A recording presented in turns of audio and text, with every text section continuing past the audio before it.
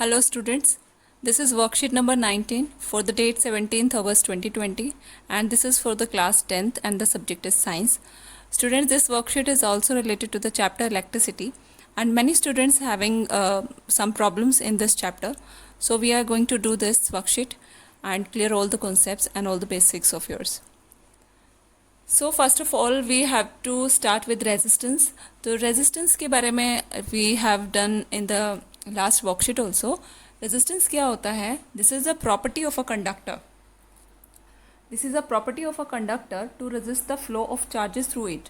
एक कंडक्टर की एक ऐसी प्रॉपर्टी जिसकी वजह से वो अपने अंदर से चार्जेस के फ्लो को रेजिस्ट कर सके. रेजिस्ट का मतलब क्या होता है? अपोज कर सके, रोक सके उसको. ठीक है, तो रेजिस्टेंस जो होता है वो एक अपोजिशन फोर्स आप मान लीजिए जो कि फ्लो ऑफ चार्ज को अपोज करता है. ठीक है, और ये अपने जो कंडक्टर्स होते हैं अलग अलग कंडक्टर्स में ये अलग अलग होता है. इस वर्कशीट को आप ध्यान से कर लीजिए क्योंकि इसके अंदर एक बेसिक कॉन्सेप्ट है जो कि आगे आपको बहुत हेल्प करेगा और यही क्लियर नहीं होगा तो आप आगे वाले जो कॉन्सेप्ट्स हैं उनको आप क्लियरली नहीं कर पाओगे. तो जो भी डाउट्स हैं, अगर इस वर्कशीट के बाद भी आपके कोई डाउट रहते हैं तो आप मुझे ज़रूर बताना, अदरवाइज़ आपके कोई डाउट नहीं होंगे. आप ध्यान से देखो वर्कशीट को. तो हमने पहले जो वर्कशीट थी उसमें ओम्स लॉ पढ़ा था. ओम्स लॉ क्या कहता है कि the ratio of potential difference, the ratio of potential difference to current, यानी कि V और I का रेशो. ठीक है, लास्ट वर्कशीट में हमने एक ट्रिक भी की थी कि इसको हम याद कैसे करें. तो V और I और R. ठीक है, तो यहाँ पे आपको जिसका भी रिलेशन चेक करना आप यहाँ से देख सकते हो. तो R क्या होगा? V अपॉन I होता है. या हम I के लिए सॉल्व कर रहे हैं तो I is V upon R. ठीक है, तो ये हो गया. तो करंट और जो पोटेंशियल डिफरेंस है उनका जो रेशो होता है वो क्या होता है? रेजिस्टेंस होता है. ठीक है, यही तो ओम्स लॉ था. ठीक है, इसमें कंफ्यूज होने की तो कोई बात ही नहीं है. Ohm's law states that the ratio of potential difference to the current यानी कि V upon I is a constant. ये हमेशा कांस्टेंट रहता है और इस कांस्टेंट को हम डिनोट करते हैं R से, जो कि कुछ नहीं है बल्कि उस कंडक्टर का रेजिस्टेंस ही है. ठीक है, now the electrical conductance electrical resistance of a conductor depends on an object size, shape and material. तो ये जो रेजिस्टेंस है इलेक्ट्रिसिटी के लिए किसी भी कंडक्टर का, ये कुछ चीज़ों पर डिपेंड करता है, जैसे कि उस चीज़ का ऑब्जेक्ट साइज उस ऑब्जेक्ट का साइज, शेप और मटेरियल. ठीक है, तो resistance of a conductor at specific temperature depends on the following factors. Temperature का भी इसके ऊपर जो है डिपेंडेंसी होती है, यानी कि रेजिस्टेंस जो है वो टेम्परेचर के अनुसार भी चेंज होता है. तो कैसे हो सकता है, किन किन फैक्टर्स में चेंज आता है? तो वो है लेंथ. सबसे पहले लेंथ आया, फिर एरिया ऑफ क्रॉस सेक्शन और नेचर ऑफ मटेरियल. तो ये तीन चीज़ें हो गई, इनको हम अच्छे से इनको डिस्कस करेंगे. सबसे पहले हम बात कर लेते हैं कि एक वायर जो है वो उसका एरिया ऑफ क्रॉस सेक्शन और उसका जो लेंथ है वो कैसे इंक्रीज और डिक्रीज हो रहा है. तो उसको समझ लें पहले कि एरिया ऑफ क्रॉस सेक्शन क्या होता है. ठीक है, यहाँ पे आपको एक पिक्चर भी दिया हुआ है कि ये जो है हमारे पास, ये इसकी लेंथ है. ये हमने वायर ले लिया. वायर जो होते हैं वो सिलेंड्रिकल फॉर्म में होते हैं. आप एक पतले से वायर को जूम करके देखो तो आपको वो कुछ और नहीं बल्कि एक सिलेंडर ही शेप नज़र आएगी. ठीक है, तो सिलेंड्रिकल शेप हो गई उसकी. आप कुछ इस तरीके का ले सकते हो. ठीक है, हमने जो है ना इसका एक छोटा सा टुकड़ा लिया हुआ है इस वायर का. ठीक है, और उसको ही जूम करके हम चेक कर रहे हैं. तो ये जो हमने छोटा सा टुकड़ा लिया सिलेंड्रिकल शेप में है, उसकी एक लेंथ है जिसको हमने L से डिनोट किया है. उसका जो एरिया ऑफ क्रॉस सेक्शन है वो कौन सा एरिया होता है? ये वाला एरिया होता है जिसको हम अनुप्रस्थ काट भी बोलते हैं हिंदी में. तो ये वाला जो एरिया है इसका, ये क्या होता है? इसका एरिया ऑफ क्रॉस सेक्शन होता है. इसको थोड़ा सा और समझने की कोशिश करेंगे. आप देख सकते हो यहाँ पे आपको एक रेक्टेंगुलर शेप नज़र आ रहा होगा, है ना. तो ये जो रेक्टेंगुलर शेप हम ले रहे हैं, सपोज़ कीजिए ये एक वायर का टुकड़ा है छोटा सा. ठीक है, तो अगर मैं स्ट्रेच कर दूँ, ठीक है, इसको मैंने खींच कर एक लंबे तार के रूप में बनाना चाहा तो क्या होता है? इसकी जो लेंथ है वो तो इंक्रीज़ हो जाती है, लेकिन जो इसकी रेडियस है वो कम हुई है ना. तो इसका मतलब क्या है कि जब मैंने इसको खींचा है तो इसका जो लेंथ है वो चेंज हो रहा है, इसके साथ साथ इसका जो एरिया ऑफ क्रॉस सेक्शन होगा वो भी चेंज हो रहा है। यहाँ आप एक रेक्टेंगुलर शेप देख रहे होगे, ऑब्वियसली आपको एक जो वायर है वो रेक्टेंगुलर शेप में नज़र आ सकता है, लेकिन जैसे मैंने बोला आप उसको जूम करके देखोगे और उसको वर्टिकली आप देखोगे तो जो इसका एरिया ऑफ क्रॉस सेक्शन होगा वो इसका सर्कुलर शेप में होगा, यानी कि वो एक सिलेंड्रिकल शेप में है और जब हम उसको कट करेंगे तो हमें एक सर्कल शेप में नज़र आएगा।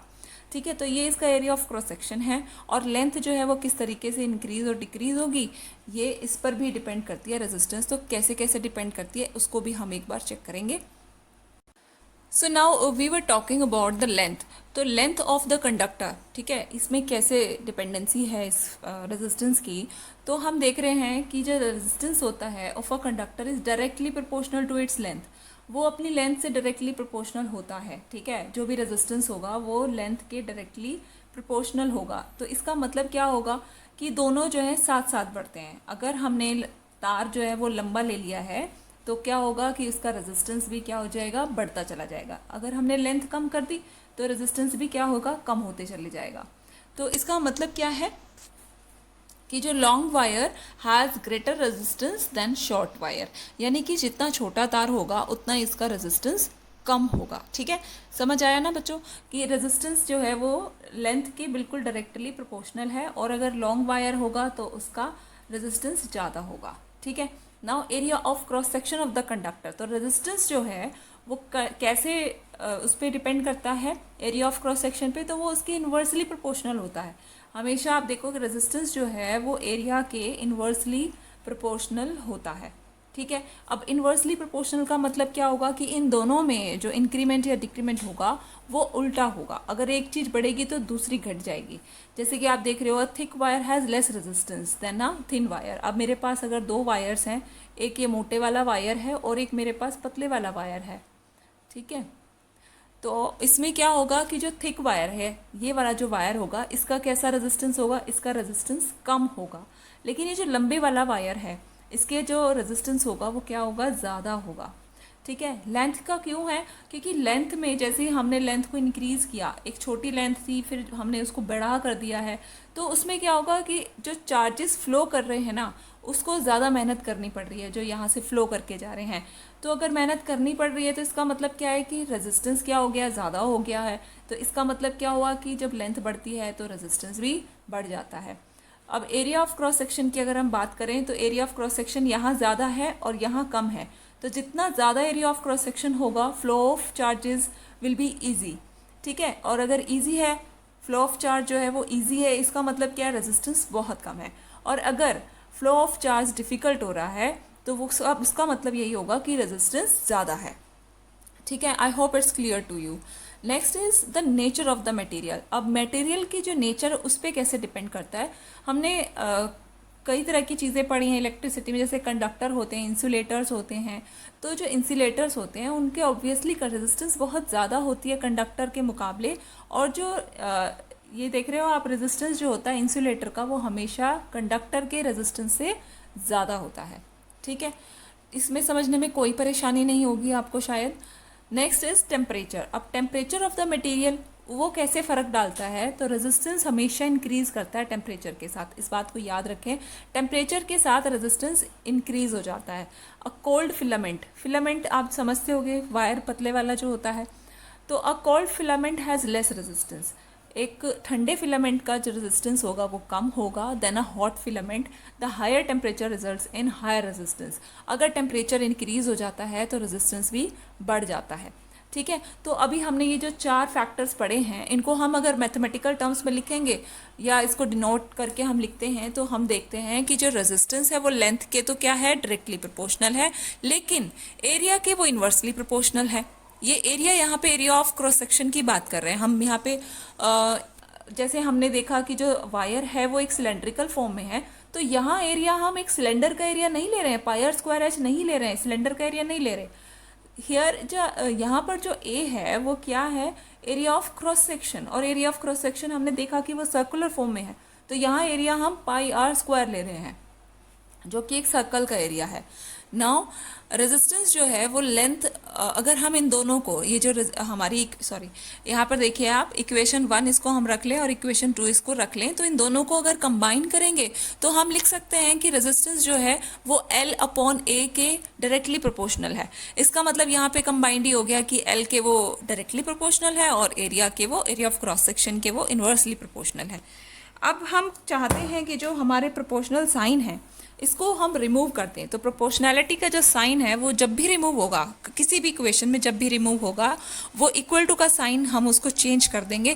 तो क्या होगा कि प्रोपोर्शनैलिटी की जगह हमें एक यहाँ पर कांस्टेंट देना पड़ेगा, ठीक है। और वो कांस्टेंट्स अलग अलग होते हैं अलग अलग इक्वेशंस में, और इस वाली इक्वेशन में जो कांस्टेंट है वो क्या कहलाता है, उसको हम बोलते हैं रो, RHO, ठीक है। इसका प्रोनाउंसिएशन होता है रो, और इसको बनाया कुछ इस तरीके से जाता है। तो ये जो रो है, ये जो कांस्टेंट है यहाँ पर, this is called the resistivity of the material. ये उस मटेरियल की रेजिस्टिविटी होती है, उस कंडक्टर की, ठीक है। रेजिस्टिविटी को थोड़ा सा और डिटेल में पढ़ लेते हैं। रेजिस्टिविटी दिया हुआ है यहाँ पर।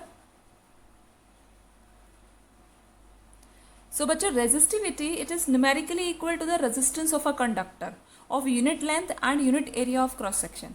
अगर हम एक यूनिट लेंथ का, मैंने आपको पहले भी बताया कि जब भी हम किसी एसआई यूनिट को या किसी प्रॉपर्टी को जब हम डिफाइन करते हैं तो वहाँ पे हमेशा हमने यूनिट चीज़ें यूज़ करनी है, ठीक है। यहाँ यूनिट लेंथ यूज़ कर रहे हैं, unit area of cross section use कर रहे हैं। अगर हम एक कंडक्टर लेते हैं जो कि यूनिट लेंथ का है और unit area of cross section ले रखा है उसने, तो इसका मतलब क्या होगा कि जो उसका रेजिस्टेंस वो शो करेगा ना वो कंडक्टर, वही उसकी रेजिस्टिविटी कहलाती है। हमने रेजिस्टेंस का जो ऐसा यूनिट था वो ओम पढ़ा था, है ना। यहाँ पर रेजिस्टिविटी हम बात कर रहे हैं तो उसमें क्या होगा, उसकी ऐसा यूनिट होती है ओम मीटर, ठीक है। It does not depend on the length और द थिकनेस। ये जो है लेंथ पर डिपेंड नहीं करता है, रेजिस्टिविटी जो है वो लेंथ पर डिपेंड नहीं करता, और ना तो वो थिकनेस पे डिपेंड करता है। थिकनेस की बात आई तो इसका मतलब वही हुआ कि वो एरिया पे भी डिपेंड नहीं करता, लेकिन वो फिर किस पे डिपेंड करता है, it only depends on the nature of the substance. उस सब्सटेंस की नेचर पर डिपेंड करता है कि वो किस तरीके का, वो इंसुलेटर है या वो कंडक्टर, वो नेचर की बात हुई। और दूसरा इस टेम्परेचर, वो टेम्परेचर पे भी डिपेंड करता है, लेकिन एरिया, थिकनेस और लेंथ पर वो डिपेंड नहीं करता। तो डिफरेंट सब्सटेंसेस के लिए रेजिस्टिविटी भी डिफरेंट होती है। जैसे कि यहाँ रोज सिल्वर लिखा हुआ है, इसका मतलब क्या हुआ, सिल्वर की रेजिस्टिविटी कितनी है, 1.60, ऐसे into 10 to the power -8 ohm metre है। इसी तरीके से यहाँ आप नीचे एक दे सकते हो कि जो रेजिस्टिविटी होती है इंसुलेटर्स की वो सबसे ज़्यादा होती है, क्योंकि उनमें रेजिस्टेंस ही ज़्यादा है। और फिर है एलॉय और फिर है कंडक्टर, तो कंडक्टर में सबसे कम रेजिस्टिविटी होती है। तो कुछ यहाँ पे पॉइंट्स दे रखे हैं आपको कि जो मेटल्स एंड एलॉयज़ हैं दे हैव लो रेजिस्टिविटी, ठीक है। मेटल्स और एलॉयज़ की रेजिस्टिविटी लो होती है, और वो किस रेंज में होती है, 10 to the power -8 to 10⁻⁻6 ohm metre के रेंज में होती है, इसी बीच होती है। So they are called good conductor of electricity. जब रेजिस्टिविटी उसका कम है तो वो गुड कंडक्टर ही कहलाते हैं। आपने देखा होगा टंगस्टन, टंगस्टन जो होता है इसका जो सिंबल है वो W होता है। Where it is used for the filament of electric bulb, ठीक है। तो आपने देखे होंगे कि बल्ब्स हम जो यूज़ करते थे अब बहुत कम यूज़ करते हैं, क्योंकि ये कुछ ज़्यादा ही इलेक्ट्रिसिटी का खर्चा होता था इसमें, और मेरे ख्याल से 10, 15, 20 में ये मिल जाया करते थे। अभी हम आजकल LED या फ्लोरेसेंट ट्यूब्स ये सब यूज़ करने लगे, तो ये कम जो है ना इलेक्ट्रिसिटी जो है इनमें रेट्स कम रहते हैं। ये जो बल्ब हम यूज़ करते थे, ठीक है, इन बल्ब्स में जो आपने देखा होगा एक छोटी सी पतली सी तार होती थी, उसको वो टंगस्टन का बनाया जाता था, ठीक है। तो ये होता है फिलामेंट ऑफ इलेक्ट्रिक बल्ब। और दूसरा इसमें एग्जांपल है कॉपर और एल्यूमिनियम का। अब कॉपर और एल्यूमिनियम जो है वो ट्रांसमिशन लाइंस के लिए यूज़ किए जाते हैं, यानी कि हमारे घरों तक बिजली पहुंचाने के लिए कॉपर और एल्यूमिनियम को ज़्यादातर इस्तेमाल किया जाता है। इसका मतलब ये बहुत ज़्यादा अच्छे कंडक्टर हैं जो कि इतने लार्ज स्केल पर इनका इस्तेमाल किया जाता है। बच्चों, आपको पता होगा कि जो कॉपर और एल्यूमिनियम से भी बेटर कंडक्टर सिल्वर और गोल्ड हो सकते हैं, लेकिन उनको कभी भी यूज़ नहीं किया जा सकता। तो इसका कारण आप सभी जानते होंगे, मुझे पता है, आप बहुत अच्छे से पढ़ रहे हो। इसका आंसर मुझे कमेंट बॉक्स में आप देंगे कि गोल्ड और सिल्वर फिर क्यों नहीं यूज़ किए जाते। Next point is insulators have resistivity of the order. उनकी जो रेजिस्टिविटी है उसका रेंज ये दिया हुआ है, ठीक है। और रेजिस्टिविटी का आप ऐसा यूनिट याद कर लीजिए, ये क्या है, ओम मीटर है, और रेजिस्टेंस का होता है ओम। इंसुलेटर्स में कौन कौन एग्जांपल्स हैं, रबर और ग्लास, उनकी रेजिस्टिविटी ज़्यादा होती है, इसलिए उनको किसी चीज़ के हैंडल पे जिनको इलेक्ट्रिसिटी के लिए यूज़ किया जाना है उसमें इसको लगाया जाता है। सपोज प्लायर्स जो होते हैं जिनको जनरली यूज़ किया जाता है इलेक्ट्रिसिटी के वर्क्स में। Third is alloys have higher resistivity than that of its constituent metals. Alloys की रेजिस्टिविटी ज़्यादा होती है उसके कंस्टिट्यूएंट मेटल से। अगर सपोज़ मैंने कोई अलॉय आयरन से, कॉपर से मिलाकर बनाया है, तो जो अलॉय जो बना आयरन और कॉपर को मिला के, उसकी जो रेजिस्टिविटी होगी वो आयरन और कॉपर से भी ज़्यादा होगी। So they are use for heating devices, इसीलिए इनको हीटिंग डिवाइसेस में भी यूज़ किया जाता है। इस पर क्वेश्चन भी है और डिटेल में हम क्वेश्चन के आंसर में करेंगे। सपोज इलेक्ट्रिक आयरन और गीज़र्स में इनको यूज़ किया जाता है।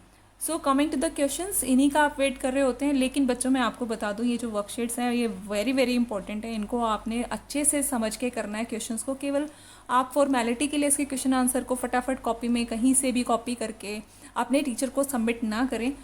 प्लीज़ इनको आप अच्छे से समझें, क्योंकि ये जो कॉन्सेप्ट्स हैं हो सकता है कि आपके जो अपकमिंग एग्ज़ाम्स होने हैं वो इन वर्कशीट्स पे टोटली डिपेंडेंट हो सकते हैं। तो ध्यान रखें और कोई भी लापरवाही ना करें, आपकी हो जाएगा, कॉन्सेप्ट नहीं होते हैं क्लियर। ठीक है, तो चलते हैं क्वेश्चंस पे। तो what are the factors on which resistance of a conductor depends. कौन कौन से ऐसे फैक्टर हैं जिनके ऊपर रेजिस्टेंस डिपेंड करता है। तो आपको ये जो प्यारी सी कलरफुल सी table. So coming to the first question, what are the factors on which resistance of a conductor depends.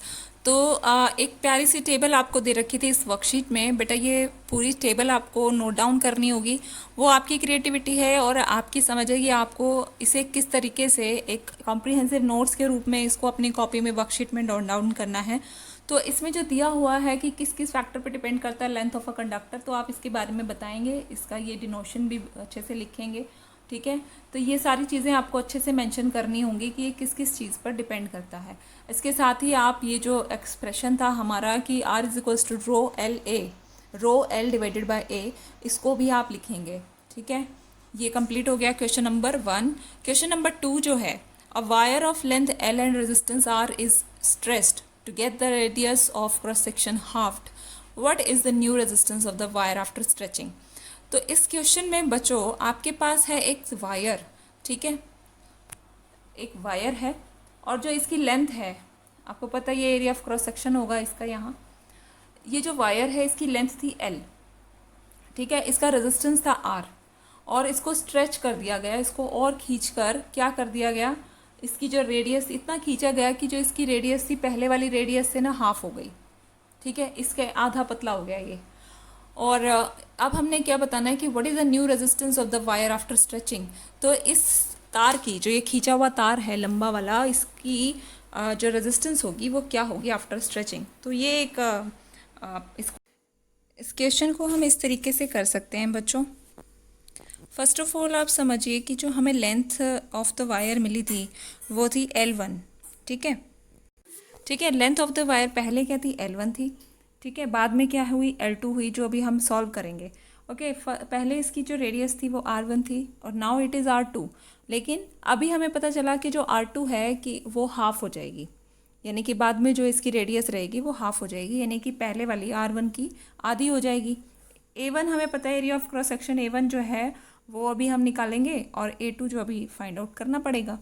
अब यहाँ पे हमने बात करी कि जो एरिया है, एरिया जो A1 जो है वो क्या होगा कि पाई R स्क्वायर, पाई R1 स्क्वायर। ठीक है, A1 की बात हम कर रहे हैं, तो पाई R1 स्क्वायर हो जाएगा। ठीक है, एरिया ऑफ क्रॉस सेक्शन हम सर्कुलर पार्ट का ले रहे हैं, वो जो क्रॉस सेक्शन होता है वो सर्कुलर पार्ट में होता है। ठीक है, अब हम बात करते हैं R1, यानी कि जो रेजिस्टेंस है हम निकाल रहे हैं, रो L1 अपॉन A1 ही हो जाएगा, रो L बाय A होता है जिसका फॉर्मूला। अब यहाँ पे अगर मैं A1 की वैल्यू पुट कर दूँ तो that is pi R1 square. ठीक है, इस इक्वेशन को याद रखना, ये आगे काम आने वाली है बहुत ज़्यादा। चलते हैं आगे। आगे कहते हैं कि जो वॉल्यूम है वो दोनों की हमेशा बराबर रहेगी, क्योंकि इसमें हमने जब लेंथ छोटी थी, ठीक है, और अब जो है खींचने के बाद उसकी लेंथ हमने बढ़ा दी है, तो दोनों टाइम पे ऐसा नहीं हुआ कि मैंने कोई और नया मटेरियल इसमें ऐड कर दिया फिर इसको बड़ा किया है, ऐसा बिल्कुल भी नहीं है, है ना। तो क्या होगा, वॉल्यूम दोनों केस में सेम ही रहेगी दोनों की। तो V1 is equals to V2 हमें पता है, लेकिन वॉल्यूम का फॉर्मूला क्या होता है, एरिया इंटू लेंथ होता है।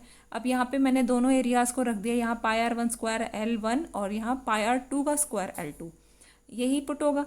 उसके बाद मुझे पता है कि जो R2 है वो किसके बराबर हो गया, R1 की divided by R1 divided by 2, ठीक है, यानी कि R1 बाय 4 हो जाएगा। तो यहाँ से मुझे मिला कि जो L1 है वो क्या हो गया, L2 बाय 4 हो गया। इसका मतलब हमारा जो L2 है, यानी कि जो सबसे बाद में जो हमें बाद में लेंथ जो इसकी मिलेगी वो किसके बराबर हो जाएगी, पहले वाली लेंथ की 4 गुना हो जाएगी। इसी तरीके से मैंने एरिया सॉल्व किया तो मुझे पता चला कि एरिया इस तरीके से सॉल्व हो जाएगा A2।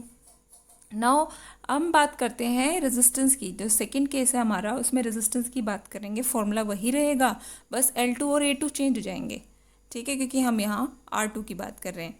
तो आपको पता है L2 और A2 को हमने L1 के फॉर्म में और A1 के फॉर्म में सॉल्व करना है।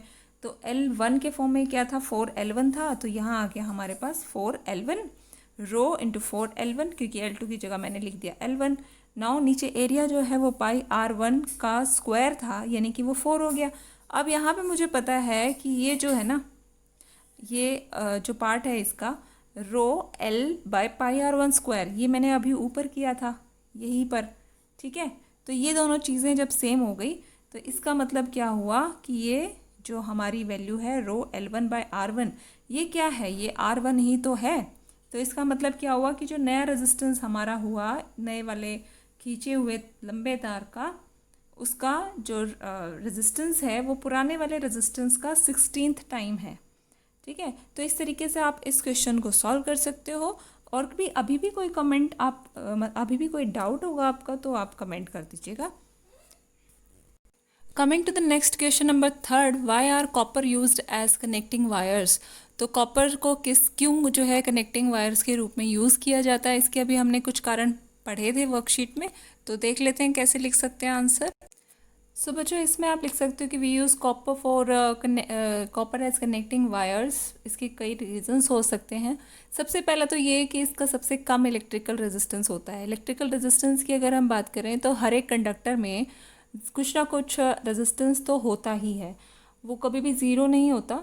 तो गोल्ड और सिल्वर की जब हम बात कर रहे थे वो दोनों इससे बेटर हैं, लेकिन वो क्वाइट एक्सपेंसिव होते हैं, और अगर उनको हम यूज़ करने लगेंगे तो नुकसान ज़्यादा होगा, क्योंकि वो इतने एक्सपेंसिव मेटल्स हैं, वो वैसे ही कोई ले जाएगा उनको।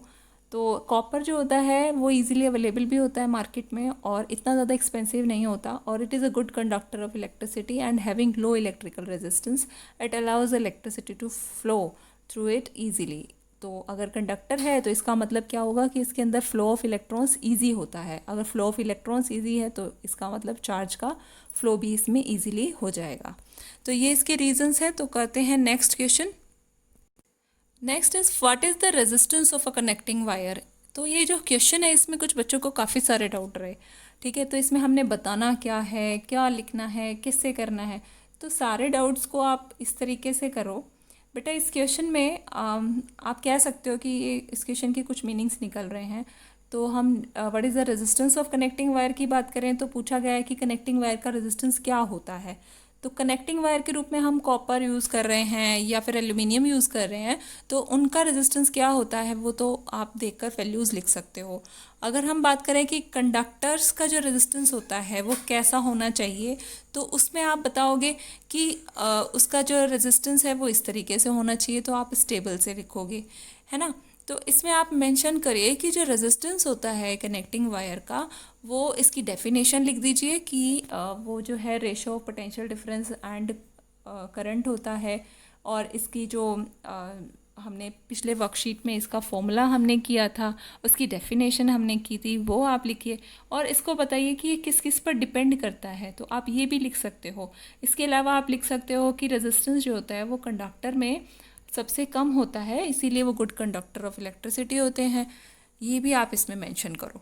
तो नेक्स्ट क्वेश्चन है 5, why are the conductors of heating devices made of an alloy rather than a pure metal. तो एलॉयज क्यों मिक्स किए जाते हैं, इसीलिए मिक्स किए जाते हैं ताकि उनका जो मेल्टिंग पॉइंट है वो चेंज हो जाए। आयरन जो है अपने मेल्टिंग पॉइंट पे जल्दी मेल्ट हो जाएगा, लेकिन अगर उसको किसी और मेटल के साथ में मिक्स करके अलॉय बना दिया जाए तो उसका जो मेल्टिंग पॉइंट है वो इंक्रीज़ हो जाता है, वो जल्दी से मेल्ट नहीं होता। हीटिंग डिवाइसेस में हमें ज़्यादातर ऐसे अलॉयज़ मेटल का यूज़ करना पड़ता है जो कि रेजिस्टिविटी तो दे और उसको फ्लो ना करके बल्कि उसे हीटिंग एक इफ़ेक्ट दे। ठीक है, तो इसके रीजंस हम लिख सकते हैं इस तरीके से। So conductors of heating device is made of an alloy rather than a pure metal because it has high resistance and it has high melting points. यहाँ पे high लिख लीजिए, high melting points